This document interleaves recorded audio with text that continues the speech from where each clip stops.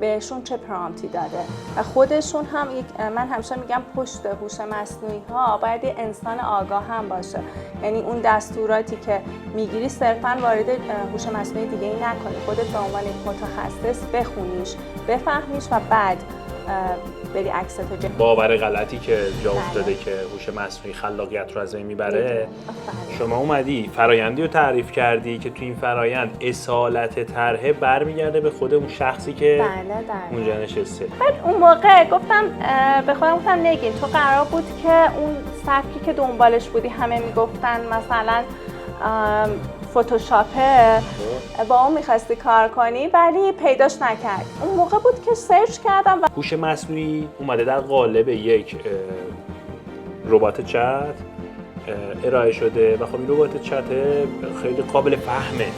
من به مادر بزرگم که نشون میدم خیلی راحت میفهمه که این چیه. ولی من خیلی چیزای دیگه فناوری نوین رو نمیتونم به ایشون نشون بدم و اون مثل اون دقیقاً درکش بکنم. روش کاریم این هست با هوش مصنوعی، این که من میام سرچ تصویری انجام میدم، حالا یا با استفاده از پرامپتایی که گرفتم یا طرحهایی که ساخته شده قبلا، چون من اینا رو نمیخوام مستقیم استفاده کنم، یعنی طرحهایی که جنریت شده توسط طراحای دیگه روی موضوع من و اینها رو به صورت یک تابلوی الهامات که حالا بازم میتونیم با هوش مصنوعی کار کنیم که این چیدمان رو برامون انجامش بده. از اونها شروع کردم تا اینکه مسابقاتی که واقعا مطرح بود تو سطح دنیا یا تو ایران و یه مدت نگین طاهری شده بود نفرات اول. یعنی من شاید بگم 40-50 تا مسابقه تو 2 سال کرونا تو 2 تا حوزه شرکت میکنم و اغلب اول بودم. شاید یکی دو بار دوم یا یه بار سوم شدم. ما باید نمایش بدیم مهارتمون و تو این نمایش رو در قالب یک سری مسابقات رفتی جلو به دیده شده و این چیزیه که تو دانشگاه ما که یاد نمیدن که تو این کارو بکنی. از یه طرفی هم بعضی وقتا اینجوری که آقا زشته چیو برام میگم، از یه طرف دیگه هم اینه که طرف هیچی نیست میاد خودش نمایش میده. کمالگرا نمایش نمیدن، چیزی هستن ولی اونایی که چیزی نیستن و کمالگرا نیستن میان نمایش میدن خودشون. سلام، من اروند طباطبایی هستم و شما پادکست هوش اشیا رو دنبال میکنید. در این پادکست راجع به فناوری‌های نوین صحبت میکنیم. این جلسه دعوت کردم از یکی از اساتیدی که در حوزه هوش مصنوعی مشغول هستند که تشریف بیارن و راجع به کاربرد هوش مصنوعی صحبت بکنیم به صورت کلی و اینکه ایشون تخصص اصلیشون در حوزه کاربرد هوش مصنوعی در طراحی کلاً تو طراحی هستش، ولی طراحی جواهرالات و طراحی لباسا. و میریم که شروع بکنیم با سرکار خانم نگین طاهری. نگین خانم سلام علیکم. سلام آقای اروند، ممنون از اینکه منو به این برنامه دعوت کردین. سلام عرض می‌کنم به همه شنوندگان و بینندگان عزیز. خیلی خوشحالم که تو برنامه شما حضور دارم. خیلی ممنونم، واقعا وقت گذاشتی تشریف آوردی. قربان شما، مرسی. امیدوارم که گفتگو جذابی بشه. حالا قبل از اون با هم دیگه زیاد صحبت کردیم و یه چیزایی شما برای من گفتی از این هوش مصنوعی و کارهایی که داریم باهاش می‌کنی که من خودم خیلی شگفت زدم که هر چه زودتر اینا رو بشنویم از شما و کار برام ازتون یاد بگیرم. مرسی، ممنونم. زنده باشین. میخوام اینجوری بحث شروع بکنم که ببین موضوع شخصی سازی تو بحث حالا چیزی که انسان‌ها بهش علاقه دارن اینی که تو یه جوری دوست داری چیزهایی رو که ازش باهاش در ارتباط هستی برای خودت شخصی سازی بکنی و از اون طرف هم ابزارها و دستگاه‌هایی که هر روز تولید میشن این قابلیت توشون به وجود میاد که بر اساس سلیقه اون کاربر شخصی سازی بشن. شما این شخصی سازی رو حالا خصوصا اینکه تو بحث فناوری‌های نوظهور مثل IoT و هوش مصنوعی این قضیه خیلی بیشتر داره ازش استفاده میشه.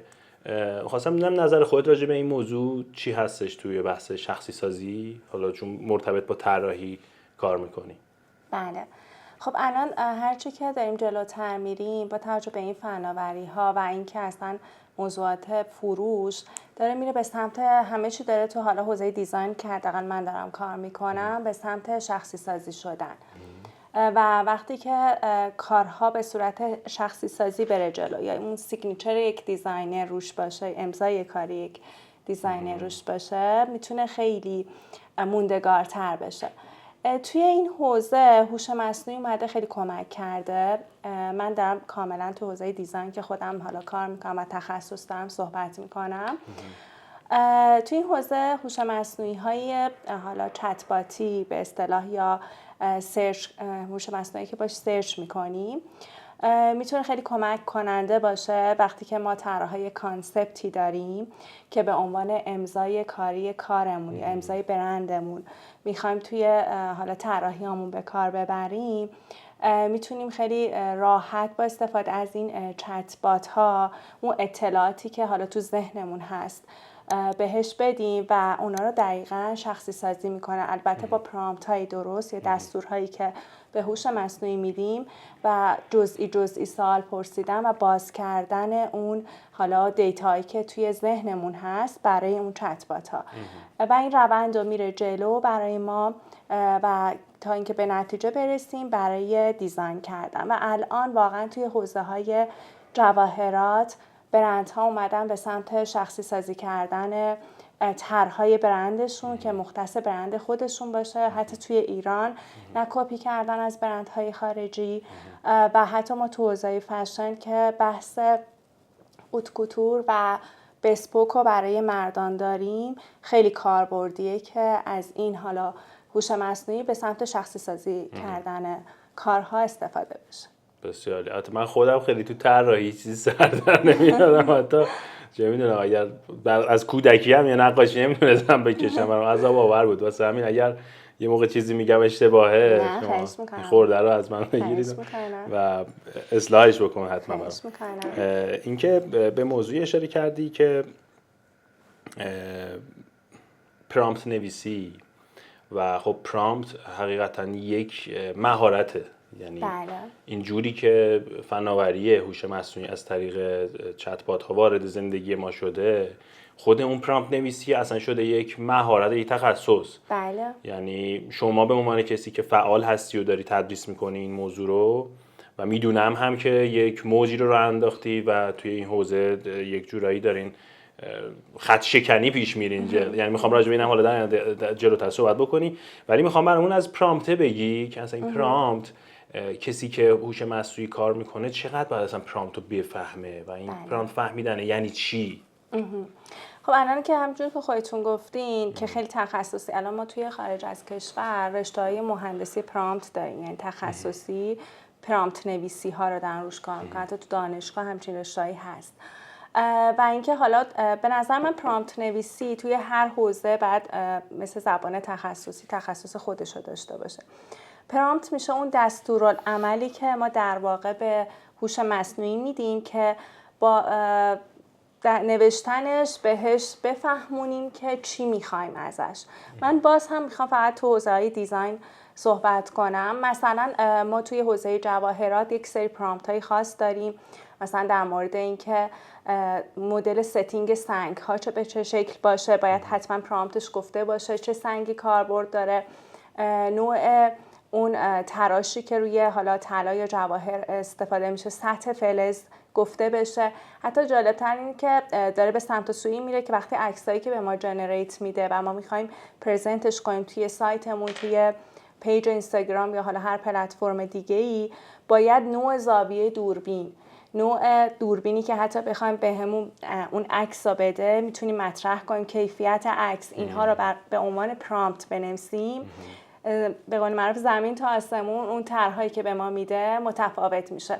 برای همینه که تو بحث حالا طراحی نوع پرامپتی که میدیم خیلی مهمه. حالا توی این زمینه که تخصصی بودنش، باز هم خود چت بات های هوش مصنوعی خیلی کمک کننده هستن در نوشتن پرامپت های تخصصی.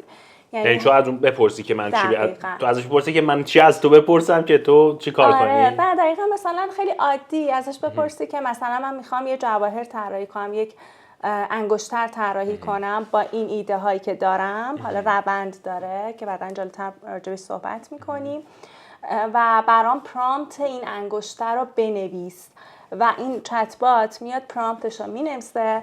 حالا چت بات هایی هست که همزمان خودشون عکس هم جنریت میکنن، ولی خب ما از سایت های دیگه استفاده میکنیم که بعدن این پرامپت هایی که حالا این چت بات ها نوشتن وارد اون حالا سایت ها میکنیم.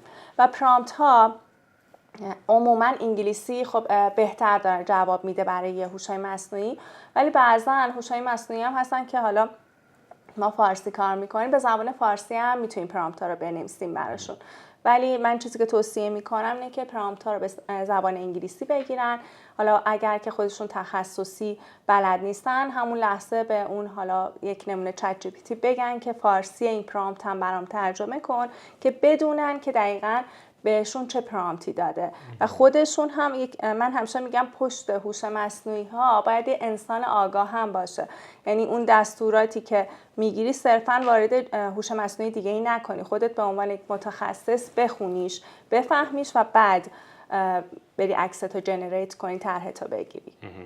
شما برای اون تولید اون تصویر از اون چت بات توصیه میکنی که حتما پرامپت انگلیسی بنویسیم؟ بله قطعا انگلیسی. ولی خب میگم به عنوان اینکه خب شاید اصطلاحات انگلیسی رو نمیدونن بعضن طراحا، یا حالا زبان خوبی ندارن، میتونن خیلی راحت بگن اون پرامپتی که حالا دستوری که طراحی نوشته به فارسی هم ترجمه کنه، بخونن و از دانش طراحیشون استفاده کنن که ببینن این حالا دستوری که نوشته دقیقا مشابه اون چیزی هست که تو ذهنشون هست یا نه. تو الان هم ورکشاپ برگزار داری میکنی، هم من میبینم سه هنرجو داری که تو حوزه جواهرالات به خصوص داری آموزششون میدی که بیان از این فناوری استفاده بکنن که اون طراحیه رو بهینه بکنن. بله. میشه برام بگی که اون طراحی فرآیند سنتیه قبلا چه شکلی انجام میشده؟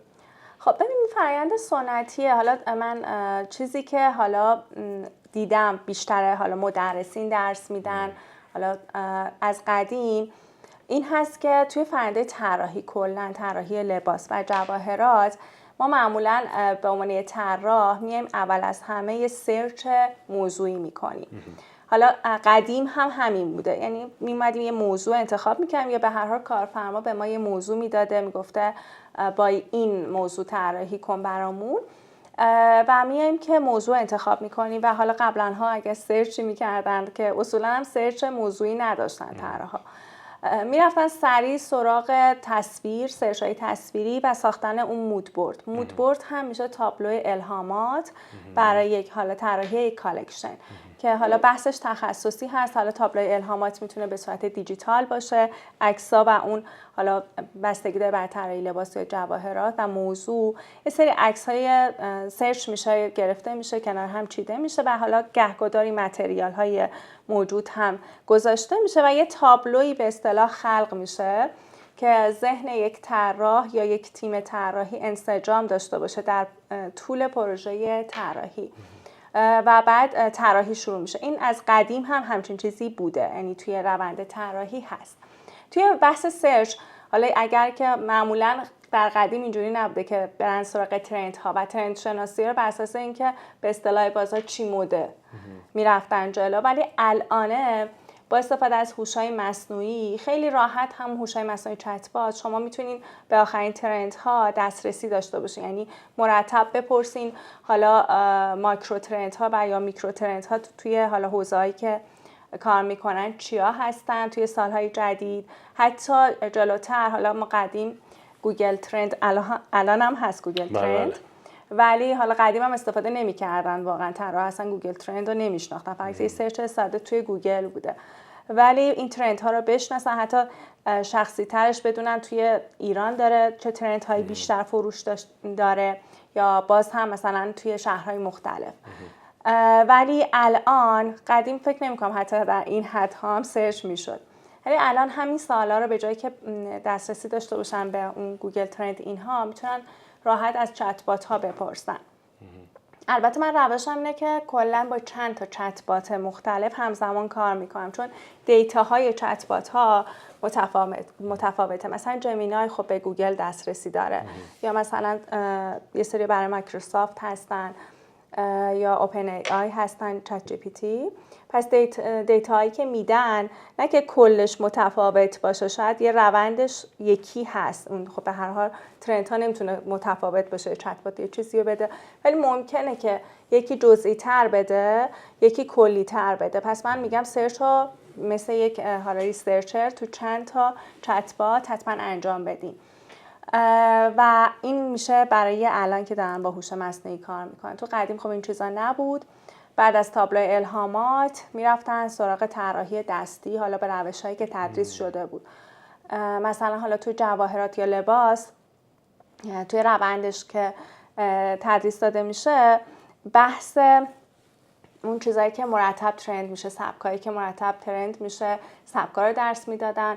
حالا فرقی نمیکنه تو دوتا سبک کلا از نقاشی، معماری اینها یکی هست و کلا توی همه حوزه‌های دیزاین میره. و بعداً بر اساس اون سبکا که چیزی که مد شده توی بازار، طراحی‌ها به صورت دستی انجام میشد. بعد رندرینگ ها، آبرنگ، مارکر، مداد رنگ انجام میشد و فرآیند زمان بری. اصلا یکی از خصوصیت هایی که هوش مصنوعی، یعنی ویژگی هایی که واقعا کمک کننده بوده هوش مصنوعی توی کار، این هست که صرفه‌جویی در زمان، بسیار صرفه‌جویی میشه توی زمان و هزینه به نظر من. عوض اینکه زمانو کوتاه‌تر میکنه و هزینه هم این هزینه‌هایی که از اسکچ، حالا اسکچ مرحله که خب طرح‌هایی که دستی کار میکنن دوست دارن انجام بدن. حتی خب من به صورت دیجیتال پینت اسکچ میزنم با آیپد، ولی بعدش میشه مرحله رندرینگ که طرح، اون جنسیت طرح یا اون چیزی که کارفرما یا یک مشتری عادی میخواد ببینه طرح به چه شکل در میاد بعد از حالا اجرا، از اون حالت خطی در بیاد، میشه رندرینگ. اون یا حالا با نرم افزارهای مختلف انجام میشه تو رشته‌های مختلف، یا حالا به صورت دستی جنسیت سازی میشه. توی لباس که جنسیت سازی دستی بسیار زمانبر و هزینه بر و متریال های زیادی استفاده میشه. یعنی باز مثل همون جواهره، لباس هم باید اون جنس رو بیارن و بدوزن ببینن چه اتفاقی میفته. قبل از دوخت حالا میشه مرحله بعد، یعنی تو روند طراحی اون اسکچی که زده میشه حالا روی کاغذ یا حالا مقوا، باید با مارکر، حالا یه فست اسکیس داریم که حالا با مارکر زده میشه، ولی مرحله که کارفرما ببینه یا پرزنت باید حتما اون جنسیت سازی بشه، به اصطلاح رندرینگ میگن، اون رنگامیزیه. بعد خب مثلا جنسیت مخمل باید با کنتور یا سری وسایل مثل نقاشا اجرا بشه و اگر که حالا ایرادی پیدا کنه یه قسمت لباس قابل ادیت نیست، بعد دوباره مثلا طراح وقت بذاره. جدا از وقت، الان خب من توی ایران بچه‌ها خب دغدغه هر لحظه دغدغه هزینه ها رو دارن و مارکرایی که میخرن اینها هزینه بره و مصرفی دیگه. درست. برای همین همه اینها براشون اذیت کننده شده.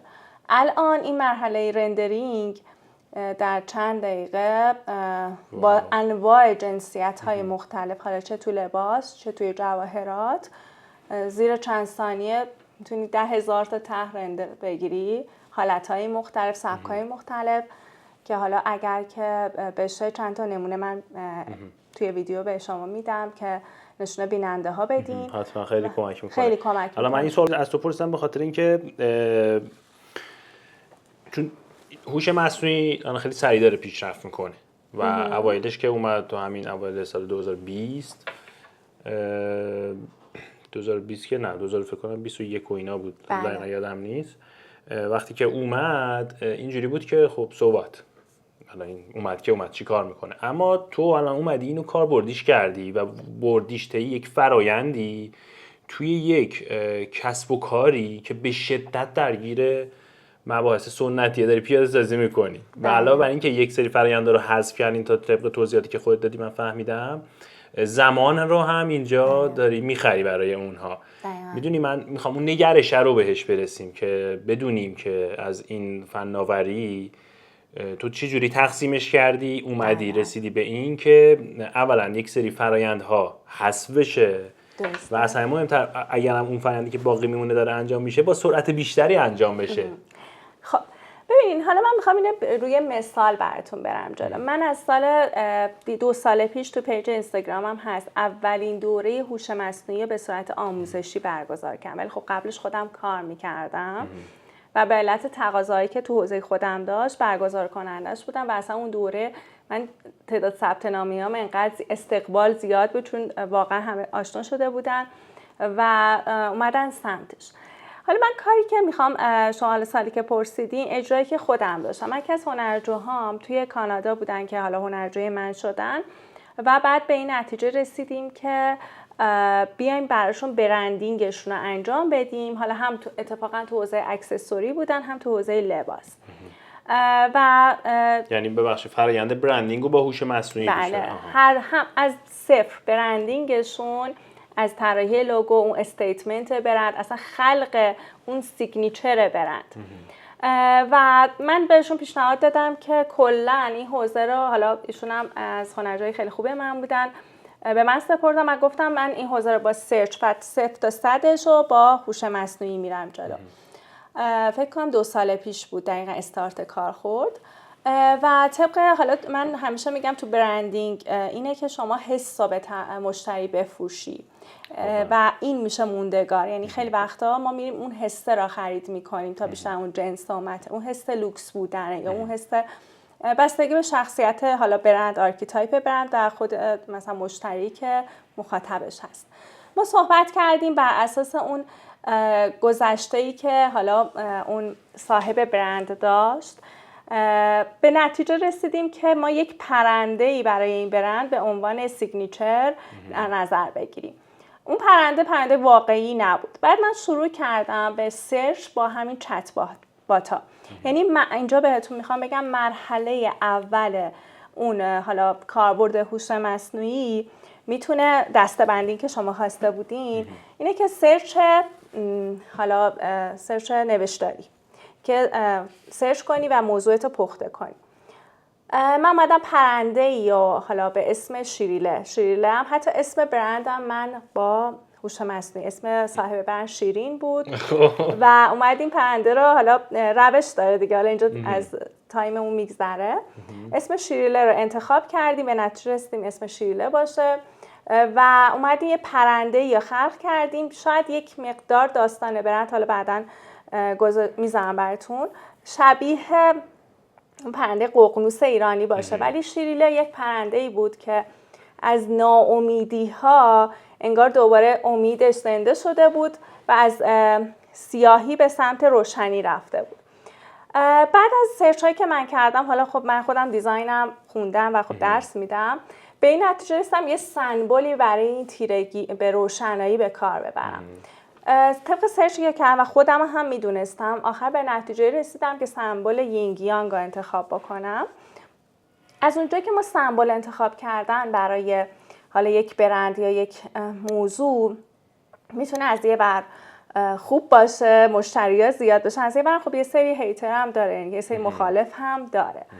برای همین حالا بازم مثلا با استفاده از هوش مصنوعی و سرچی که چقدر کجاها این سمبل رو دوست دارن و به کار میبرن، ما اومدیم سرچ کردیم، حالا برند پایش تو کانادا هست که چقدر تقاضا داره این سمبل و اومدیم به سمبل یینگ یانگ هم رسیدیم. حالا شد پرنده، سمبل و حالا لوگو که خب از نظر من طراحی لوگو هم زیاد کردم.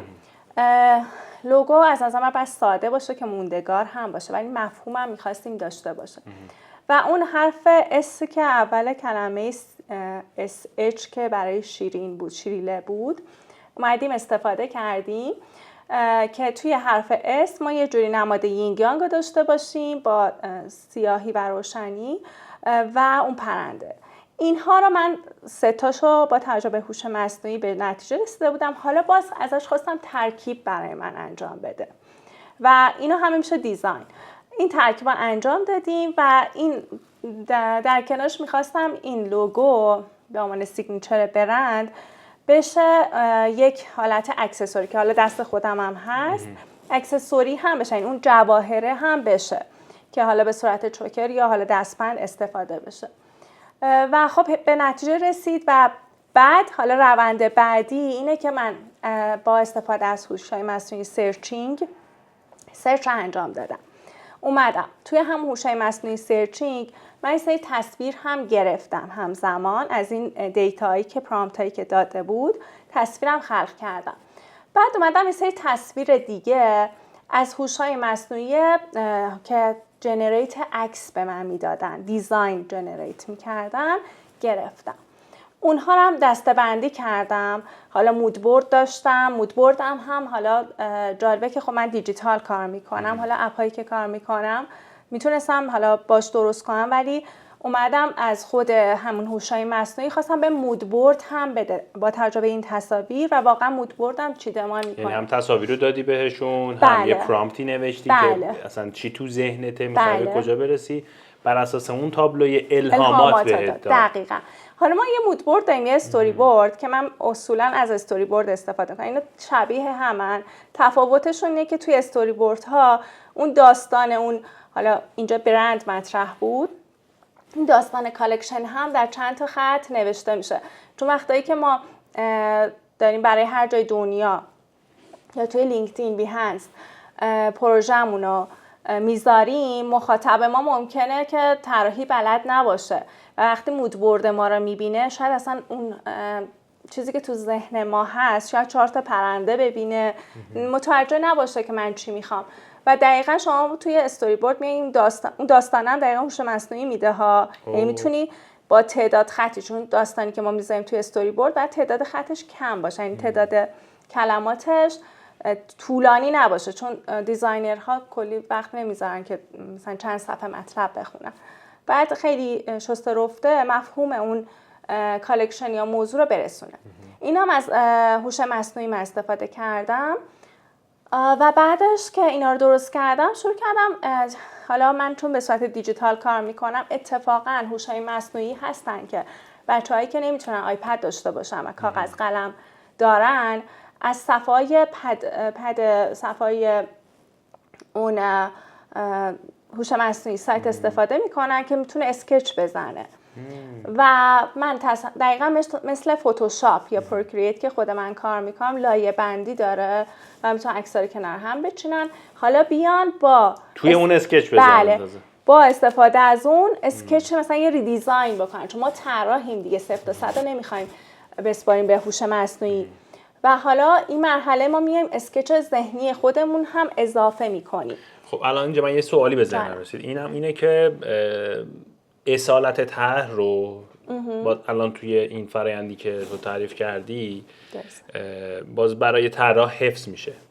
یعنی میخوام بگم که اونجوری که باور غلطی که جا افتاده که هوش مصنوعی خلاقیت رو از بین میبره، شما اومدی فرآیندی رو تعریف کردی که تو این فرآیند اصالت طرح برمیگرده به خود اون شخصی که اونجا نشسته. خب این ببین، من این فراینده برام مهمه، یعنی که خب قشنگ هم داری باز میکنی و میگی برامون، ولی مخاطبم اون کسیه که حالا کسب و کار سنتی داره یا آدمی هستش که تفکراتی داره که یک بالاخره چند دهه شاید با این تفکرات کسب و کار رو به صورت حرفه یک شغلی رو ادامه داده باشه. و الان این قضیه اگر با این فرآیندی که شما میگی نره مثلا تو چارچوب یک کار دیگری، توی یک حرفه دیگری، اصالت دوباره از بین میره اینجا.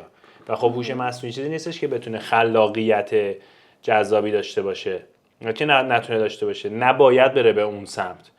و تو الان میگی که اون خلاقیت باز با این فراینده حفظش کردین. این برای من خیلی جذابه. دقیقاً حفظ میشه. این مثلا گارد که حالا شما خوب نکته اشاره کردی، الان اون گارد رو من نمیبینم ولی باز هم ببینین یه سری حتی من هنرجوی دهه‌های مثلا 80 کوچیک‌تر دارم که با سیستم و تکنولوژی نمیتونه اصلا ارتباط بگیره، میگه اعصاب منو خورد میکنه. من خیلی برای من جالب بوده. واقعا؟ چطور؟ دقیقاً نمیدونم، مثلا میگه طول میکشه، مثلا میدونیم یه گاردی اصلا نسبت به تکنولوژی وجود داره، از قدیم بوده که یک سری افراد واقعا نمیتونن ارتباط بگیرن و عقب میمونن. این هوش مصنوعی هم که اومد و خب واقعیته که حتی از خود هوش مصنوعی بپرس در سالهای آینده چه شغل‌هایی، نمیخوام بگم کامل از بین میرن ولی جایگزین میشن. یعنی شما به عنوان حالا من یه طراح هستم، حتما خودمو باید لول اپ بکنم توی حالا حوزه‌ای که در آینده باید بهش احتیاج دارم، نمونم تو همین حوزه. و الان حالا دیگه انقدر دیدن که اگه این کارو نکنن واقعا حذف میشن در آینده حالا نه چندان نور به نظر من. و این گارده برداشته شده. حالا یه چیزی که هست، من یکی از اسممو گوگل کنی اولین چیزی که میاره تخصصی یه اپلیکیشن به اسم پروکرییت دارم درس میدم. حداقل تو ایران تو گوگل کاملا اسم منو شناخته شده هست. و خب این پروکرییت چیه؟ میشه دیجیتال پینت، یعنی اون خلق ایده‌ای که حالا رو دست میزنیم به صورت دیجیتالی و بعد رندرینگ. خود من میگم به عنوان اولین مدرس دارم آموزش دادم، الان بگم که هوش مصنوعی اومده این رندرینگ رو حذف میکنه، خب من الان شغل پروکرییت هم به خطر میفته. در صورتی که این نیست. اگه من میخواستم این گاردا داشته، خیلی این مدرسین گاردا دارن که این شغل فعلی که الان دارن توش هستن یا مدرس هم نباشن، حالا تو حوزه دیزاین باشن، از بین میره. و حالا چی کار کنم؟ در صورتی که من اومدم با اینکه خود من یکی از درآمدام از این شغل بود، مدرس بودن، این گاردا برداشتم و الان میگم شما اسکچ بزن راحت توی پروکرییت، یه رندری با هوش مصنوعی بگیر، چون هنوز هم الان خیلی خوب شده. یه سری باگا ممکنه داشته باشه که توی هوش مصنوعی خودشون ادیتور داره، یعنی در واقع همون ادیتور رو میتونی داخل حقیقت بهش بگی که بفهمه مثلا این قسمت رو حذف کنی یا جایگزینش چی کنه. ولی باز هم وقتی شما یه مهارتی مثل دیجیتال پینت داشته باشی، با این اپلیکیشن یا هر اپلیکیشن دیگه‌ای شما به عنوان اون از اون قابلیت قبلی داره استفاده میکنی که هوش مصنوعی سلطه‌گر باشه نیست. اینکه شما به عنوان یک انسان باید بدونه چی کار کنه. یعنی دنیایی از هوش مصنوعی هست ولی اون مغز طراحه که به هر دانش دیزاین خونده پشتش هست که حالا از این قابلیت هوش مصنوعی من چطوری استفاده کنم. یعنی من میگم این گارده باید برداشته شه، چون تهش به حرف شما میرسیم که یک اون خلاقیت برای طراحه، اون کمک کننده است، اون سرعت میده به کارت. درسته؟ دقیقاً. من چیزی که میخوام بگم اینه که خب من شما تخصص دادم تو هوش مصنوعی و خصوصا اینکه هوش مصنوعی هم نه به عنوان چیزی که صرفاً یک اسم اکادمیکی باشه، شما اومدی تو کسب و کارها داری استفاده میکنی. بله. و از این لحاظ دیدگاهت خیلی جذابه برای من. ولی من خودم چون تخصصم IoT هست و اینترنت اشیا می سری ابزار داره. امروزه که داریم صحبت میکنیم اینترنت اشیا بسیار به داده‌های مختلف و دیتاهای مختلف وابسته است. و جذابیتش کجاست؟ جذابیتش اینه که این اینترنت اشیا یک فرایندیه که ما میتونیم توسط اون از هر آن چیزی که فکر میکنیم دیتا جمع آوری بکنیم. خب و ابزارهاشو داره، حالا کاری به ابزارش نداریم. این دیتا ها که جمع آوری میشه وقتی با هم ادغام بشه یه چیز جذابی از توش در میاد. یهو میتونی روش الگویی در بیاری از تلاقی 2 تا 3 تا هر چی داده های مختلف که فکرش تا امروز نمیتونیم بکنیم. میخوام بگم که شما تو حوزه طراحی از این دیتا ها خیلی جذاب میتونین استفاده بکنین، مثل یه چیزایی که مربوط شخصه، از اطلاعات شخصیشون. بله. نمیدونم از روی اطلاعات یک گجت هوشمندی مثل ساعت هوشمند شاید بشه یه سری دیتاهای استخراج کرد که اونا تاثیر بگذاره توی این طراحیه. بله. چقدر موافقی با یه همچین؟ من کاملا موافقم. مثلا مخصوصا بحث شخصی سازی شده باشه، حالا اگه فردی بگیم مثلا دیتا رو بگیریم یا اون روند آماریش میتونه در آینده به صورت کلی به نتیجه برسیم که یک دیزاین خاص بعد در آینده با استفاده از این دیتا برای مثلا این یه چالشی پیش بیاد که برای یه دیزاین خاصی براشون انجام بدیم. اینو من کاملا باهاش موافق هستم که شما میگین. الان حتی ما داریم توی حالا همین بحث هوش مصنوعی توی طراحی دیزاین هم همین کارو میکنیم دیگه. دیتاهای مختلف رو میگیریم، روند داریم که برسونیمش به یک طرح پخته شده. آخه این طرح‌های جواهرآلا چون ابزارها که مشابه همه دیگه، ابزار و مواد اولیه رو خب همه در اختیارشون هست. یعنی اون ارزش افزوده‌ای که ایجاد میکنه که وقتی ما میریم توی یک بازار طلا فروشی که از کی بخریم، اون طرحیه که زدن دیگه. بله. درسته؟ بله. و حالا دیگه چیزای مالی که مثلا این چقدر کارمزد گرفته، اون چقدر کارمزد گرفت. بله. بحث دیزاینش خیلی مطرحه. من میخوام بگم که هر کسی که الان تو این دوره زمان سریعتر بتونه اون طرحو پیاده سازی بکنه،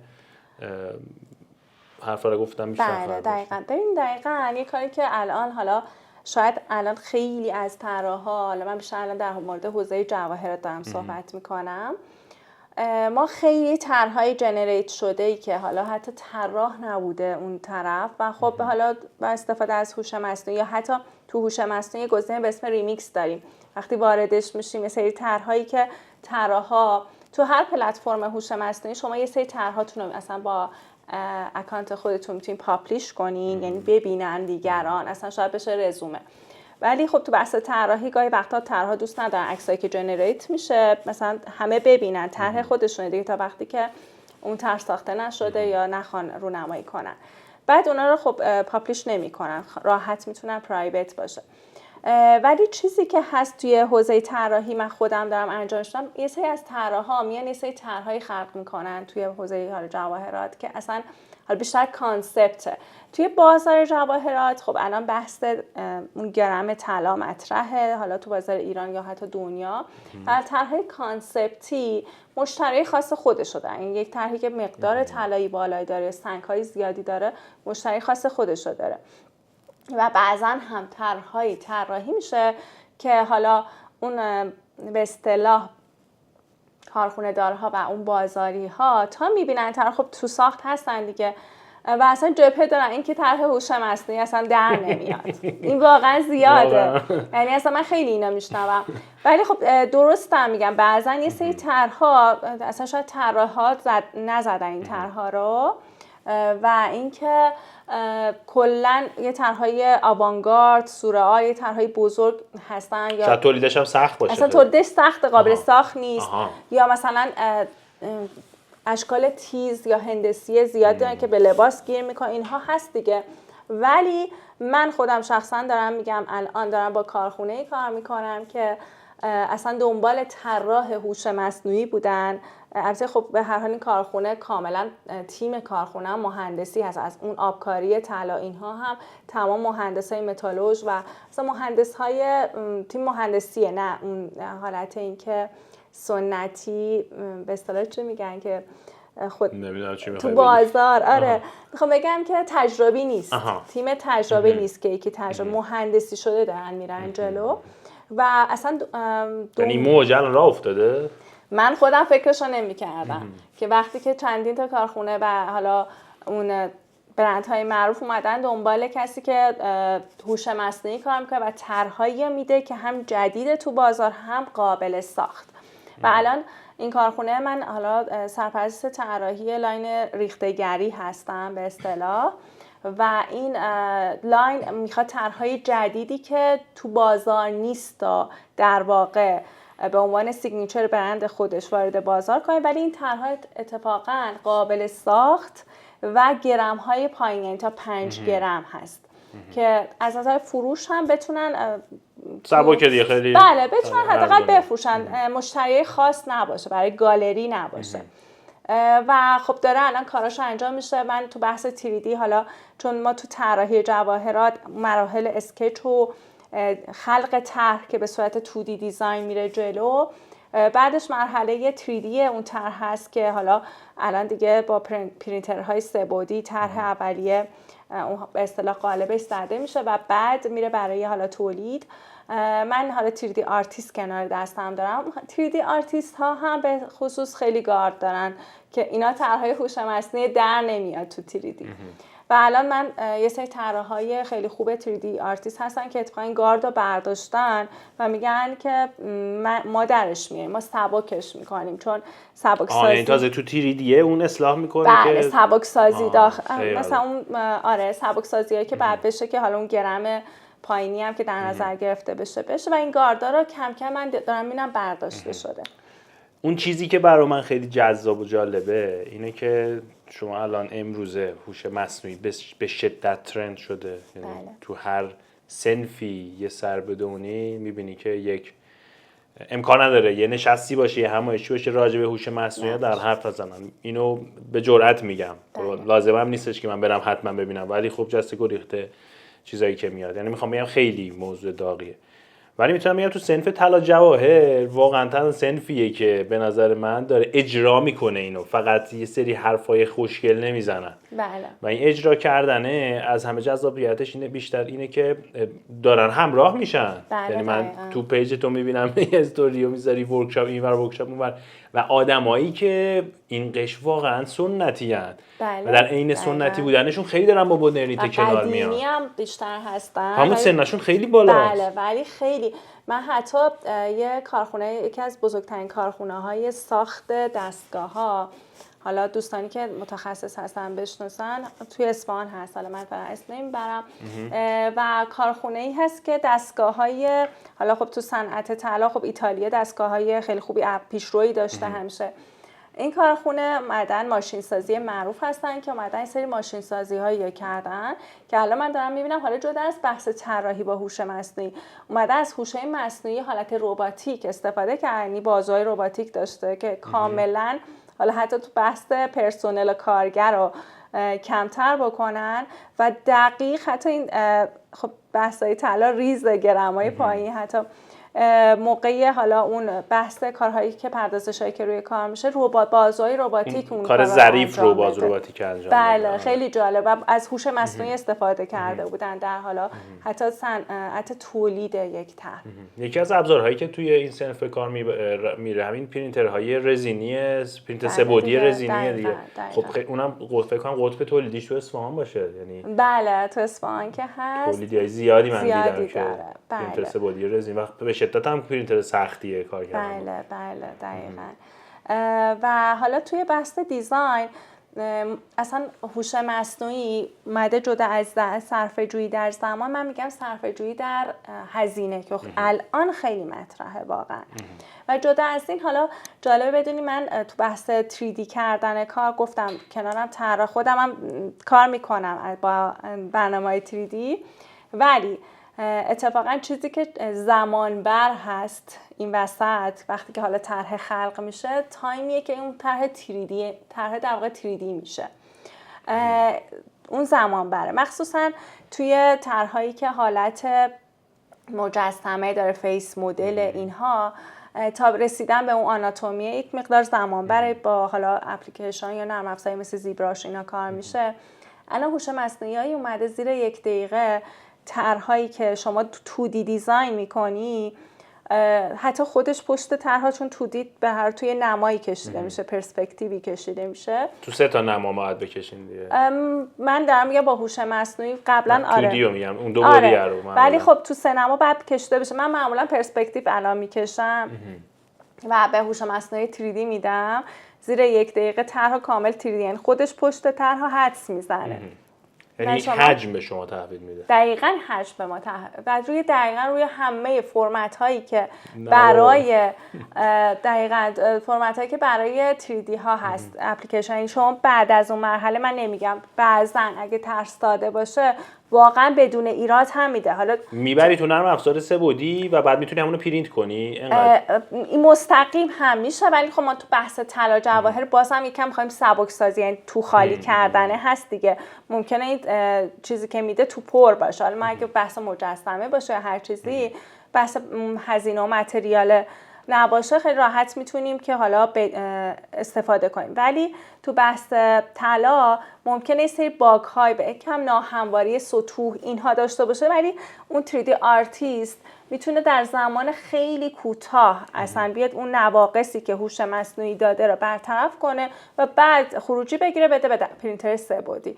یعنی این بحث زمان این وسط برای 3D آرتیست ها حذف میشه و خب خیلی 3D آرتیست ها پروژه هایی که میتونن در ماه بگیرن محدوده، به خاطر اینکه خب تحویل کارشون هم زمان بره دیگه. این وسط این قضیه هست میشه، سرعت کار میره بالا و تعداد پروژه‌ای که میگیرن بیشتر میشه و خب درآمده بیشتر میشه. خیلی کاربردی شده و از اون ورم میتونن خب بزنن دیگه تو پلتفرم های خارجی فروش دلاری داشته باشن، مثلا آرت استیشن، یعنی NFTش کنن.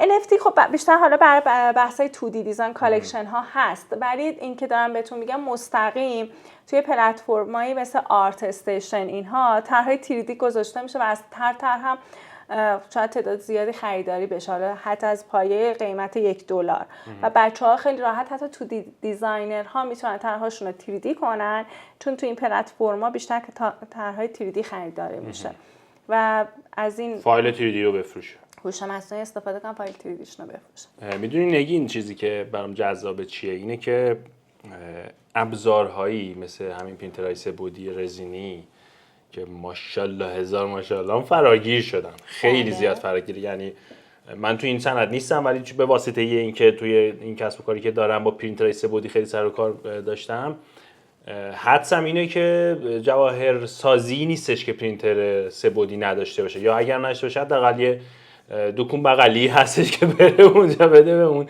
درهش بزنه. واسه همین من فکر می‌کنم که یعنی ایده‌ای که به ذهنم میرسه اگر که همین یه سرویسی باشه که این پرینترهای رزینی به اون وصل باشه، بعد من بیام اطلاعات شخصی سازی شده خودم رو، نمیدونم آقا مثلا یه خروجی از یکی از شبکه‌های اجتماعی بگیرم، ببینم من مثلا چه جوری فکر میکنم، دنبال چی هستم، دنیا رو چه شکلی میبینم، رنگ مورد علاقم چیه، یه همچین چیزی از روی اینها یه پرامپتی نوشته بشه. یعنی یا اصلا از تو یک سری سوالی بکنه این پلتفرم و در اثر سوالایی که تو پاسخ میدی طی یک فرآیند گیمفیکیشن یه پرامپتی بنویسه و این پرامپت تبدیل بشه به یک طرحی و این طرح بره با رزینه پرینت بشه. من فکر کنم اینجوری خیلی سرعت طراحی و اینکه اون طرح چقدر با سلیقه من جوره و اصلا منحصر خودمه. من مثلا یه جواهری دیگه دستم میکنم که هر جایی میرم منحصر منه دیگه. خدا این ما دقیقاً همین کار کردیم، ولی حالا اون تو منظورت اینه که حالا نمیخوام بگم یه دستگاه، یه حالا این وسط انگار یه پلتفرم تخصصی برای طراحی جواهرات شخصی سازی شده طراحی بشه یا حالا با استفاده هوش مصنوعی. این به نظر من واقعا خیلی قشنگه، ایده قشنگیه و خود من با یه سازنده حالا خیلی معروف کار کردم که اومدیم دقیقا همین کار کردیم برای یک حالا شخص ایرانی که در انگلیس هستن، تریدر هستن.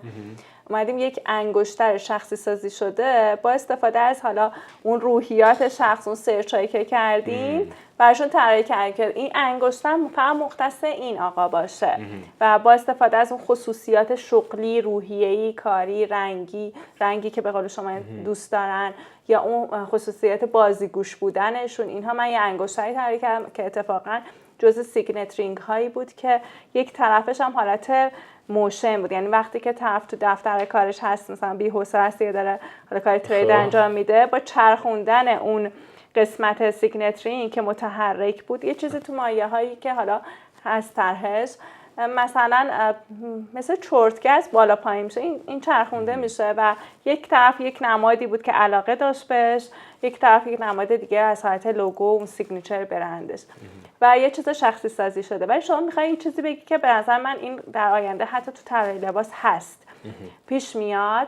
تو طراحی لباس البته یه سری پلتفرمایی هست که اصلا برای پرو لباس هست، طرحایی که میشه انگار تو تن خودت میبینی و اون قضیه چیزی که شما گفتین، پلتفرمی که شما گفتین، به نظر من کاملا میتونه در آینده اصلا شاید به وجود بیاد که شما هم من خیلی به ذهنم رسید ولی گفتم اولش بره مثلا داده ها رو از یه جایی مثل یه شبکه اجتماعی که دو آدم دنبال میکنه بگیره، ولی بعد یهو بزنم سوال بکنه.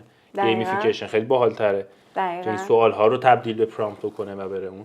حالا شاید هم مثلا بتونه بعد از اینکه این پرامپت تشکیل شد بره زیر دسته به قول شما افرادی که قراره اصالت طرح رو حفظ بکنن دیگه و روش اصلاحی ها رو انجام بدن. اصلا یه شبکه سازی بشه، به نظر میتونه یه شغل باشه، یک برندی باشه که اصلا با این سیستم بره جلو و یک تیم طراحی داشته باشه که انقدر حالا مشتری های شخصی سازیش زیاد باشه که هر طراح بعد از اینکه حالا ورودی‌ها دیتا گرفته میشه توسط هوش مصنوعی، سوالاتی که پرسیده میشه و بعد طراحا تیم طراحی هر کدوم برای یک شخص بشن طراحی کنن و بعد برسه به مرحله یه طراحی یه شبکه تخصیص داده بشه به اون. بله، اصلا یه شبکه بزرگ کاری، مثلا حالا مثل خیلی از کارها ولی به صورت حالا از ابتدای کار با هوش مصنوعی دیتاهای حالا اون مشتری ها گرفته بشه و بعد به قول شما برای خلاقیت کار، برای اینکه یک انسان هوشمندم پشت کار باشه، برای هر طرح و فرد یک طراح در نظر گرفته بشه و کار اون طرح‌ها انجام بده در قالب یک برنده. تا اینجای گفتگومون من اینجوری فهمیدم که تو در حقیقت طراح‌ها رو همچنان طراح نگه می‌داری، طراح حفظ میشن. بله. با این تفاوت که بلدن از هوش مصنوعی در راستای سرعت کارشون و تسهیل شدنش استفاده بکنن. من دقیقاً همینه، من میگم جایگاه طراح همیشه باید حفظ بشه. یعنی اینکه اون گارده برداشته بشه، طراح‌ها باید لول اپ بشن. یعنی حالا الان بحث هوش مصنوعی در آینده ما نمیدونیم چه چیزای دیگه پیش میاد، ولی همیشه طراح باید باقی بمونه. اگر که خودش رو همگام با تکنولوژی نبره جلو ممکنه به زودی حذف بشه، ولی یک طراح وقتی که تکنولوژی ها رو مسلط باشه در آینده هم همون طراحه میمونه با اون حالا اسکیلای اون اصطلاح اون توانایی‌هایی که اضافه کرده. میخوام یه سوالی ازت بپرسم که حالا به این بحثمون ربطی نداره خیلی، ولی میخوام بدونم که اصلا چی شد تو اومدی تو حوزه طراحی؟ چون تا جایی که من ازت اطلاع دارم تحصیلاتت اصلا چیز دیگه بوده. خب ولی خب فکر کنم برای هم نسلی های ما خیلی طبیعی بوده که چون منم خودم تحصیلاتم یه چیز دیگه بود، علاقه و تخصصم شده یه چیز دیگه. بله حتما.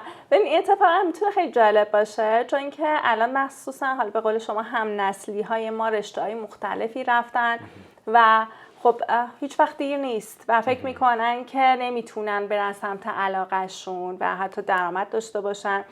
و حالا من همیشه به همه میگم که منو ببینید، واقعا روندم از توی پیج کاریم مشخصه. من کلا از حالا کودکی نقاشی خوبی داشتم، حتی از سن خیلی برعکس من بودی دیگه.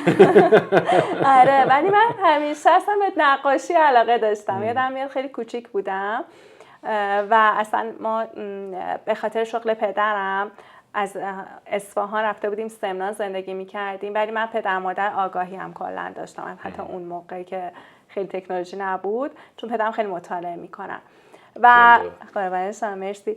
و اومدم نقاشی که میکردم، مادرم حالا شهر سمنان شهر خب خیلی بزرگی نبود و الانم شاید خیلی جز شهرهای پیشرو نباشه توی ایران، ولی مادرم از توی روزنامه خونده بود که حالا یه آقایی به عنوان حالا اسمشون همیشه تو ذهنم مهربان تهران بودن و نقاشی بچه‌ها رو میگرفتن، کامنت میدادن، بهشون نامه میدادن و یه سری حالا تشویقی میفرستادن. من مجله توری یا مجله حالت روزنامه بود، نه رادیو نبود، که من حتی روزنامه عکسای کارامو چیده بودم به دیوار اتاقم زده بودم با اینکه نقاشیشو داشتم. عکسی که تو روزنامه چاپ شد نقاشی تو میدادی اونجا، بله، روزنامه چاپ میشد و آره. کامنت هم داشت دیگه. آره. و اصلا برای من نامه شخصی، من حتی نامه هاشون رو حالا نمیدونم مادرم نگه داشتن که توی نامه نوشته بودن که چقدر کارت خوب. خب سواد نداشتم دیگه، 4-5 سالم بود اون موقع، ولی مادرم برام میخوندن و مثلا حالا استیکر برچسب اینها هم برام میفرستادن تشویقی و اینها و من همیشه نوشته میگرفتم. صد آفرین و هزار صد آفرین نبود اتفاقا، یادم نمیاد، خیلی کوچیک بودم، ولی یه چیز بامزه بود که منو بیشتر شوق میداد که به سمت چیزی که میخواستم. و من هیچ وقت هم کلاس نقاشی نرفتم. جالب اینه که نمیدونم چرا نرفتم دنبالش. البته میگم وسایلش رو میگرفتم، بزرگتر بودم، رنگ روغن و اتفاقا چند وقت پیش مادرم تابلوهای رنگ روغنی که کشیده بودم پیدا کرده و خیلی جالب بود که الان دنبال این هستم که اینا رو NFT کنم. مثلا یه تفکری، یه تابلو بود که کلا انگار از عکس خودم که کشیده بودم تا جزئیاتی که تو ذهنم بود انگار کوچیک کوچیک کنارش نوشته بود و حالا مثلا من در حال امتحان دادن بودم، تصاویر کوچیک و شامل میشه و خیلی برای خودم جذاب بود. و بعد از اون حالا به واسطه اینکه خانواده مهندسی طوری داشتم و حالا ما اون زمانها بیشتر میرفتیم سمت شغل پدری، من هم حالا مثل خواهر و برادرم رشته‌ای که تو دانشگاه انتخاب کردم رشته مهندسی شیمی بود و تو دانشگاه مهندسی شیمی رو خوندم و بعدش حالا فوق لیسانس هم مهندسی شیمی رشته حالا پسرانه و سختی هست، پتروشیمی هم بود. آره اصلا ورودی که من وارد دانشگاه شدم اولین ورودی دختر اون رشته تو دانشگاه خودمون بود و اصلا یه گاردی داشتن آقایون نسبت به اینکه یه خانم اومده میگفتن یه خانم توی روی سکوی نفتی میخواد چه کار اون زمان. و کلا هم حالا چه جسارتی داشتی تو. آره ولی من نمیخواستم رو سکوی نفتی، مثلا تو کار پدرم. و اینکه خب چون پدرم مهندسی مکانیک خونده بودم و مهندسی شیمی تمام درساش مثل مهندسی مکانیکه و ولی به قول پدرم حتی اون رشته خیلی بهتر و جامع‌تری هست. بعد از اون تصمیم گرفتم فوق لیسانسم و گرایشم رو کم ببرم دخترانه ترش کنم، بردم به سمت صنایع غذایی، ولی مهندسی شیمی گرایش صنایع غذایی و من فوق لیسانسم اتفاقا اون زمان روی تصفیه پساب کارخونه پگاه مثلا کار می‌کردم. یه پروژه‌ای بود که واقعا اون زمان حالت اولترا فیلتراسیون و اسموز معکوس که نبود و پروژه خیلی قوی بود که خیلی هم حالا جای مختلف فرستادم. ولی حالا تو این بین لیسانس و فوق لیسانس من تصمیم گرفتم که برم سمت هنر. یه تایم کوتاه رفتم یه دوره معماری خوندم، معماری داخلی خوندم، البته دوره گذروندم. اون زمان هم من آیپد داشتم، آیپد 2 بود فکر کنم، یا هم سری اول آیپد، ولی هنوز حالت پنای آیپد نبود. همون موقع هم داشتم با تکنولوژی کار می‌کردم. یعنی با اون ابزاری که داشتی باز تو همون چیزی که علاقت بوده باشه. و خیلی جالب بود که حتی اساتید معماری اون موقع اصلا دیده بودم من خیلی تکنولوژی کار می‌کردم. و حتی زمانی که فکر کنم حالا دیالاب نبود ولی ما فقط مسنجر داشتیم اینقدر یاهو مسنجر یا مسنجر دوران دیالاب بود دیگه. آفرین دقیقاً. ADSL نبود هنوز. اون زمان من یادم میاد که با پلتفرمی کار میکردم. من رفته بودم برای زبان، ولی الان که دنیای متاورس و اینجور چیزا اومده که تو حالا حوزه هوش مصنوعی هم میشه توش کار کرد، این هست که اون زمان رفتم توی پلتفرم به اسم IMView که پلتفرمی هست که تقریبا میلیونی فالوور داره و اون زمان متاورس بود که یعنی متاورس بود که اون زمان هر کی میگفت تو همچین پلتفرمی. من حتی دیزاینر اون پلتفرم بودم و یکی از دوستام در آمریکا و یک مقدار بعد از اون رفتم سمت هنر. این بین دانشگاه همون تو لیسانس رفتم هنر هم کنارش با دیزاین هایی که انجام میدادم توی این پلتفرم میذاشتیم، از حتی فروش یک لباس انگشتر. الان دیزاینرها میان کتواکاشون رو به صورت متاورس توی پلتفرم IMView هم میذارن. ووگ انگلیس راجبش صحبت کرده و من اون زمان فکر کنم سال 87 بود که داشتم این کار رو انجام میدادم و رفتم سمت دیزاین. حالا اونقدر دانش دیزاین رو نداشتم و بعدش که حالا فوق لیسانس خوندم دچار چالش زندگی من شد که اتفاقا خواهر من اومد من اسممو نوشت توی کورس طراحی لباس و خودش هم گفت منم میام که تو بری. مثلا اون زمان از نظر ذهنی آمادگی نداشتم و رفتم توی قسمت طراحی لباس. خب اون موقع هم واقعا طراحی لباس تو ایران تو آموزشگاه چیز خاصی تدریس داده نمیشد، از سرفصلا محدود بود. همون موقع من توی سرچ هایی که می‌کردم طراحی سنتی تدریس می‌شد. دقیقاً. بعد من دنبال اینقدر که من با اینکه نرم افزاری نبوده. نه نرم افزار بود ولی همه از نرم افزارهاییه که حالا مثل فتوشاپ ها اینجور چیزایی که وجود داشت کار می‌کردم. ولی من چیزایی که تو اینترنت می‌دیدم چیزایی بود که مثل دیجیتال پینت بود و مثلا پروکرییت در واقع من اون موقع دنبالش بودم، ولی اون مدرسی که حتی به ما درس میداد این آگاهی نداشت، میگفت فتوشاپه. و من با اینکه خودم نقاشی رو دوست داشتم ولی وقتی که میشستم یه لباس طراحی میکردم مثلا مغزم رو میذاشتم روی طرحم اسکچم بعد میآوردم که رنگامیزی کنم جنسیتش رو در بیارم ببینم چی شده، واقعا حسابم خورد شد. از مارکری که تموم میشد وسطش برمی رفتم مارکر میخریدم یا مثلا یه وقت آبرنگ ریخته میشد پخش میشد خوب کلا بعد دوباره طرحا بکشی دیگه. اصلا از حس دقیقاً از حس دیزاین خارج میشدم. من الان میگم این نقاشی و اون طراحی خیلی قشنگه ولی وقتی زمانی که تو میخوای بشی فقط به عنوان اون حالا به اصطلاح یه شاخه فشن هست اینکه بخوای بشی که تصویرساز یک برند، وقتی بخوای تصویرسازی فقط کار کنی اصلا طراح نباشی برو انواع جنسیت‌ها و متریال‌ها و رنگ و اینا رو یاد بگیر، اون برندم بهت اون هزینه رو میده. ولی وقتی دیزاینر هستی واقعا زمان بر بود و بعد این چالش‌ها رو داشتم.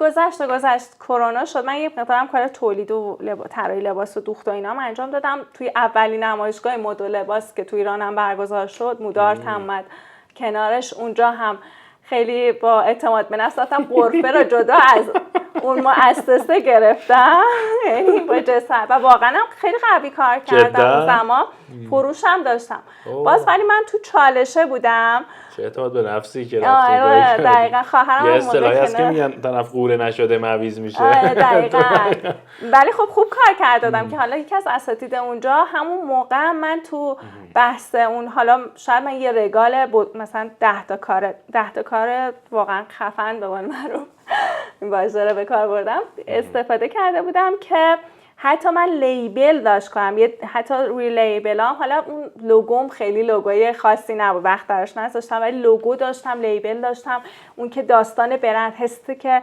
شعار برند داشتم من اون زمان روی کارم که حتی می اومدم مشتری‌ها می‌دیدم من حتی به این فکر کرده بودم غرفه‌ها حالا تو نمایشگاه همچین دیزاین خاصی نداشت اون موقع من حتی یک عودی گرفته بودم که کسی که میاد با این بو کشیده بشه اینا رو حتی فکر کرده بودم با اینکه الانم خیلی مد شده تو الان برند یه بویی برای خودشون تعریف می‌کنه دقیقاً و خوب بود به نظر من فروشم داشتم ولی خب باز هم به چالش خورده بودم توی زندگی حالا شخصی و بعد اینو گذاشتم کنار و کرونا شد من از چالش اومدم بیرون و کرونا چالش جدید شروع شد چه دورانی بود واقعا دقیقاً بعد اون موقع به خودم گفتم نگین تو قرار بود که اون سبکی که دنبالش بودی همه میگفتن مثلا فتوشاپه با اون میخواستی کار کنی ولی پیداش نکرد اون موقع بود که سرچ کردم و با آیپد و آیپد طراحی و پروکرییت آشنا شدم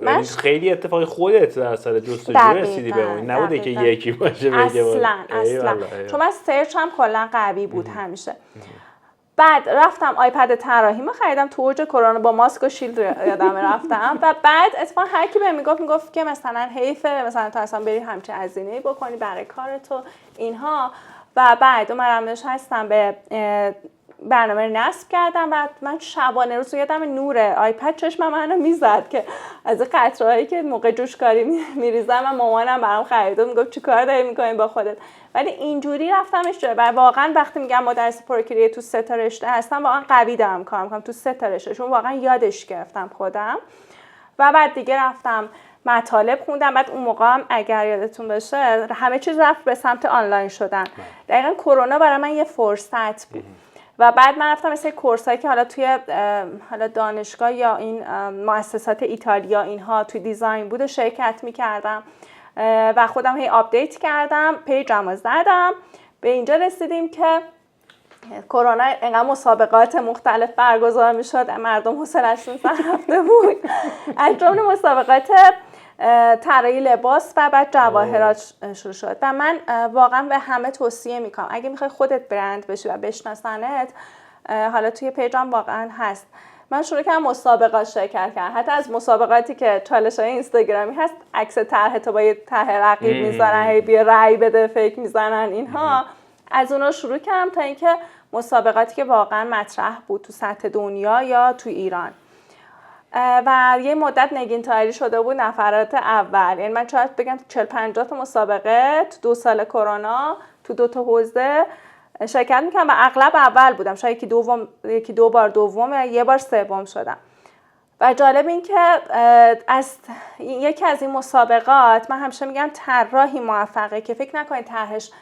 کپی میشه دزدیده میشه طراح همیشه میتونه طرح بزنه وقتی که الان داری با هوش مصنوعی هم کار میکنی تو اون دانش رو داری و باز گسترده است طرح تو میتونی همیشه یه عالم طرح داری طرح تو بذار پرزنت کن حتی اگه فروش نره بذار دیده بشی اون خلاقیتتون اون امضای کاریت و من تا یکی از این حالا طراحی که بر مسابقه رتبه آورده بودم که گذاشته بودم همون موقع یک برند فرانسوی به اسم آنتونیو بوگاتی که برای پاریس موناکو به من پیام زد گفت خیلی تالنتت خوبه اینها منم فکر خودم باور نداشتم میگفتم که واقعا فیک نیست مثلا و بعد اومد باش صحبت کردم اول تصویرساز برندش شدم که توی پیج شخصیش هست و بعد طراحی اسکارف یک روسری که حالا الان چیزی که دست خود من هم هست البته برای اون برند نیست میشه اکسسوری هایی که برای جواهرات استفاده میشه به اینا میگن تویلی ولی برای اون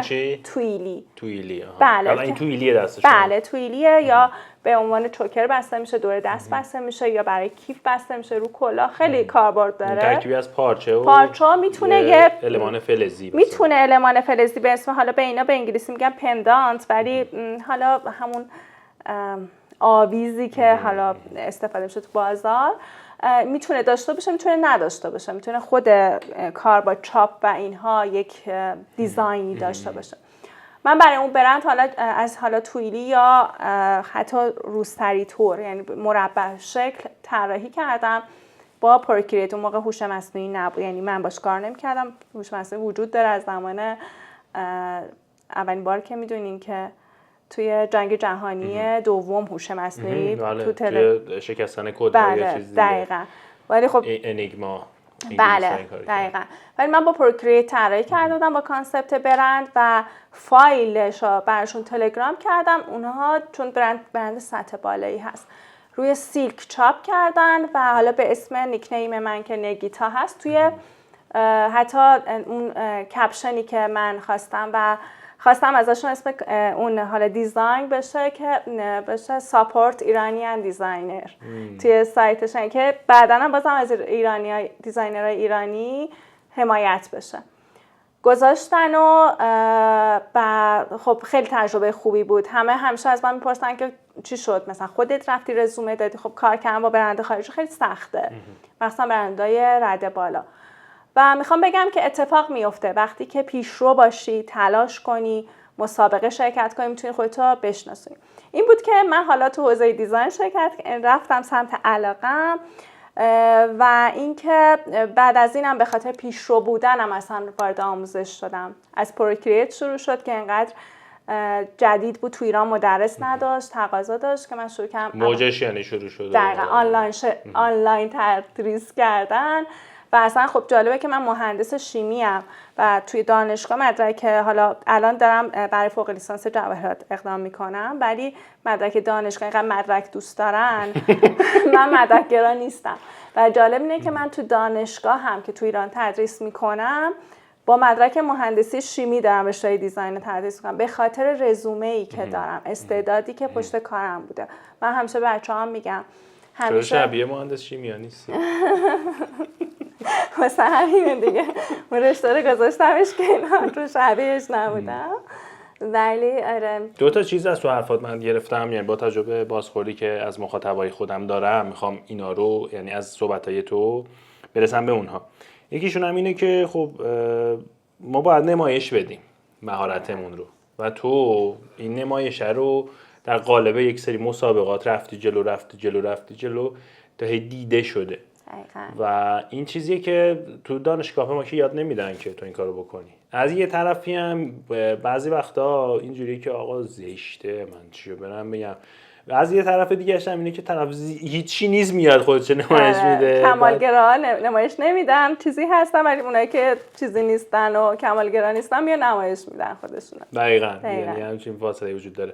ولی نمایش دادن درست، یعنی اصلا تو پرسونال برندینگ همین موضوع مطرح هست که تو باید بتونی خودت رو ارائه بدی و اون ارائه دادن مهمه.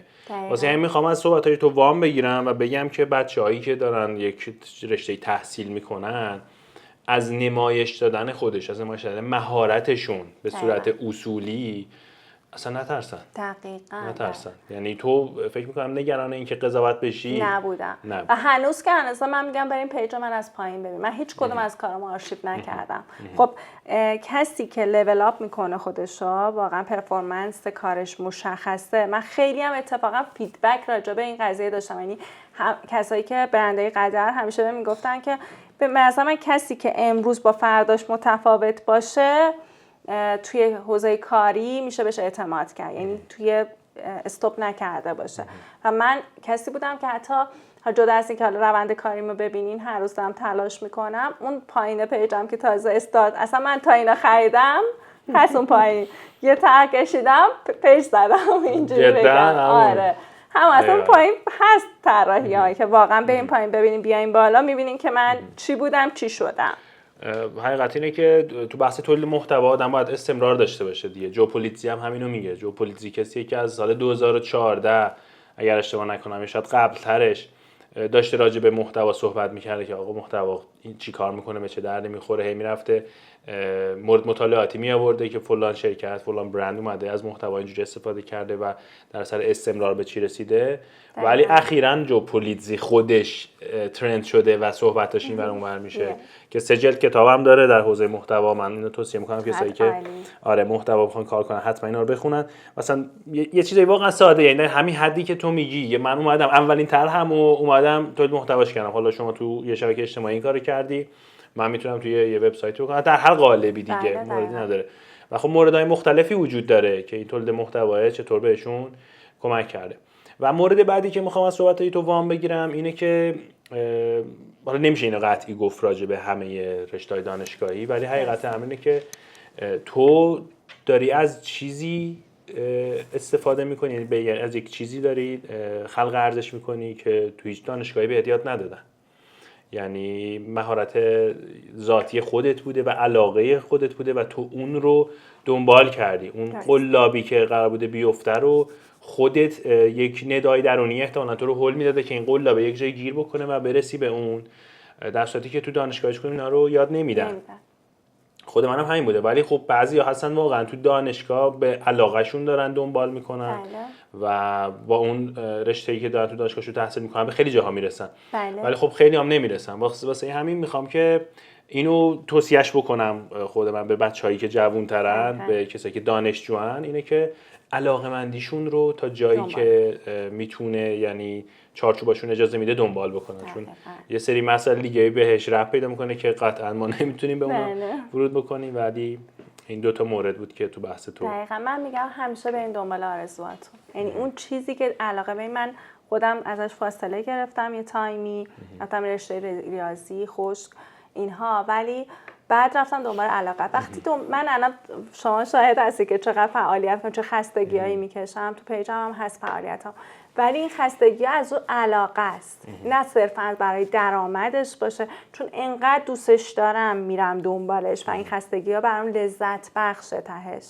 و واقعا اگه دنبال علاقتون بریم به اون چیزی که میخوایم میرسیم.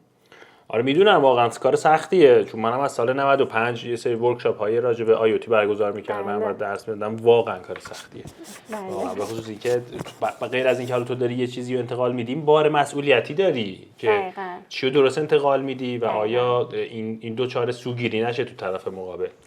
نگین برای بحث پایانیمون می‌خوام ازت بپرسم که تو این راجع به فرایندی که طی میشه در استفاده از ابزاری به اسم هوش مصنوعی، اینو برامون بشکاف. این فراینده که چجوریه که مخاطب‌ها براشون جا بیفته که آقا هوش مصنوعی چیه. میدونی چرا اینو میگم؟ به خاطر اینکه هوش مصنوعی اومده در قالب یک ربات چت ارائه شده و خب این ربات چت خیلی قابل فهمه. من به مادر بزرگم که نشون میدم خیلی راحت میفهمه که این چیه. ولی من خیلی چیزای دیگه فناوری نوین رو نمیتونم به ایشون نشون بدم و اون مثل اون دقیقاً درکش بکنه. واسه همین من فکر کنم چون عموم درک میکنن که چه فرآیندی داره اتفاق میفته، تو اون فرآیند پشتشو که تو چطوری از این هوش مصنوعی استفاده میکنی که برسی به این خلق ارزشه، اونو برامون بگو. من این دستم چون تو طول صحبتم تقریبا گفتم ولی خب هی باز شده. من میخوام الان دیگه پایان صحبتمون هست به صورت یک حالا دسته‌بندی بگم به اصطلاح. ببینین اول از همه من حالا از هوش‌های مصنوعی چت باتی که شما هم صحبتشو کردین میام اون سرچ هم انجام میدم راجع به موضوع تو حوزه دیزاین. من بازم صحبت کنم چون تخصصم دیزاینه. راجع به موضوعم اطلاعات پیدا میکنم. فکر می‌کنم این فراینده توی هر چیز دیگه‌ای بتونه، توی هر رشته دیگه‌ای هم بتونه استفاده بشه. توی هر رشته دیگه تا چیزی که قبلا بر من توضیح دادی فکر می‌کنم که یه چارچوبیه که اون چارچوب رو میتونیم ما ببریمش توی یک حوزه دیگری. دقیقاً. حالا تو حوزه سرچ که دقیقاً میشه. ببین حالا چون ممکنه پزشکی باشه اینها، من تو فرآیند دیزاین میخوام یه سری هوش مصنوعی که جلوتر میگم اونا خب میشه جنریت عکس، تبدیل حالا 2D دیزاین به فایل 3D که حالا مختص دیزاینرها، حتی دیزاینرهای آرشیتکت، معمارها یا گرافیک دیزاین ها، لوگو دیزاین ها و حتی کسانی که الان دارن محتوا تولید میکنن، ادمین ها، اینها میتونن از این روند استفاده کنن، مخاطب من باشن. الان این هست که از چت بات هامون اطلاعات و دیتا هامون رو میگیریم، حالا ترند ها رو سرچ میکنیم، راجع به موضوع کاملا میشکافه و حتی تو حوزه دیزاین میتونی بهش بگی طراحی حالا گفتاری برات انجام بده که مثلا الان این قطعه سنگ و وسط کدوم حالا گردنبند به چه شکل بذار، ولی اینا نوشتاری هست و بعد خودت بیای از اون نوشتارها اسکچ بزنی. پس این میشه قسمت اول سرچ موضوعی مونه که کامل حالا تو هر حوزه بازش میکنه. با چت بات ها هست که یکیش چت جی پی تی هست که فکر کنم خیلی ها میشه، یعنی یه پیرنگی از کاری که میخوای انجام بدی رو بهش میرسی. بله. مرحله بعد با هم چت جی پی تی هم میشه عکس جنریت کرد به اصطلاح، یعنی حالا همون گفته دیزاینایی که برام گفته یا پرامپتش رو نوشته خودش هم به هم یک دیزاینی بده به صورت تصویر که سرچ تصویری هست. مرحله بعدی ما میایم برای سرچ تصویری اون مودبورد یا تابلو الهامات، کاری که من میکنم که دارم میگم، من اصلا روش کاریم این هست با هوش مصنوعی، این که من میام سرچ تصویری انجام میدم، حالا یا با استفاده از پرامپت هایی که گرفتم یا طرحهایی که ساخته شده قبلا، چون من اینا رو نمیخوام مستقیم استفاده کنم، یعنی طرحهایی که جنریت شده توسط طراحای دیگه روی موضوع من و اینها رو به صورت یک تابلوی الهامات که حالا بازم میتونیم با هوش مصنوعی کار کنیم که این چیدمان رو برامون انجامش بده. اینا انجام میدیم، میرسیم به مرحله دوباره خلق اثر که توسط یک طراح انجام میشه که حالا با استفاده از اینها من گفتم تو هوش مصنوعی میتونین کار کنین که یک دراینگ پدی داره که شما هم میتونین نقاشی کنین به اصطلاح و طرحهایی که ایده خودتون هم هست به این سری طرحها اضافه کنین. مرحله بعد میریم توی هوش مصنوعی رندرینگ که خیلی جذابه، یعنی میایین طرحهایی که دارین و ازش اسکچ هایی که دارین رندرهای واقع گرایانه میگیرین که مشتری بتونه بفهمه که این طرح قبل از ساخت، قبل از هزینه برای متریال ساخت، حالا تو هر حوزه چجوری در میاد، اگه سنگش این رنگی باشه چی میشه، اگه جنسیت لباس این فرمی باشه چه شکلی میشه در نهایت، که حتی ما میتونیم تو بحث این که سیلویت بدن یا حالا اندام خود فردم بذاریم توی اون عکس جنریت کنیم که اصلا تو تن خودش ببینه و از این هم ما استفاده میکنیم بعداً برای پرزنت کارمون توی فضای مجازی سایت اینها که اون بحث عکاسیه تقریبا نمیخوام بگم حذف میشه، ممکنه یه عکاس بیاد با هوش مصنوعی این کارا رو بکنه، بحث هزینه کم میشه. و بعد از اون تو حوزه دیزاین میتونن بچه‌ها تو دی دیزاین ها اون طراحی هاشون رو به 3D تبدیل کنن و بعد حالا با یه ریدیزاین توسط 3D آرتیست ها بره برای ساخت و تولید تو هر حوزه‌ای. این از نظر دسته‌بندی که به عنوان یه طراح من انجام میدم یا حالا توصیه میکنم دیگران انجام بدن. خیلی ممنونم که این اطلاعاتت رو انقدر شفاف و راحت با ما به اشتراک گذاشتی، چون رسیدن به یک همچین تجربه همونجوری که خودت گفتی یک داستانی پشتشه که اون داستان نشانه از یک سری رنج خودخواسته است که آدم با این رنج ها میتونه خودش رو ارتقا بده. ازت خیلی ممنونم که اینقدر شفاف و راحت اطلاعاتت رو به اشتراک گذاشتی. امیدوارم که بیشتر و بیشتر تو کارت پیشرفت کنی و برای بحث پایانی اگر چیزی هست و تمایل داری بگی ما ازت میشنویم. خواهش می‌کنم.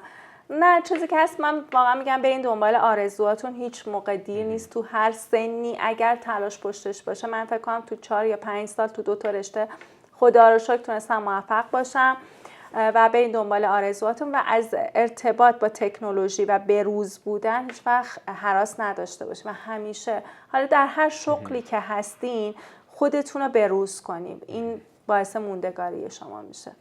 توصیه به جاییه، به خصوص این بروز موندنه یک چیزیه که توی حتی دو قرن قبلی فناوری مدام هی رشد میکرده و انسان‌هایی که نمیتونستن خودشون رو، یعنی سرگذشت‌ها اینجوری نشون میده، با فناوری‌ها بروز بکنن دقیقاً از اون روزگار عقب میافتن یا دچار مشکلات روحی حتی ممکنه آدم‌ها بشه. دقیقاً. خیلی ممنونم ازت. خواهش می‌کنم. مرسی از شما که منو دعوت کردین به برنامه‌تون به عنوان فکر کنم اولین خانمی که توی برنامه‌تون هست.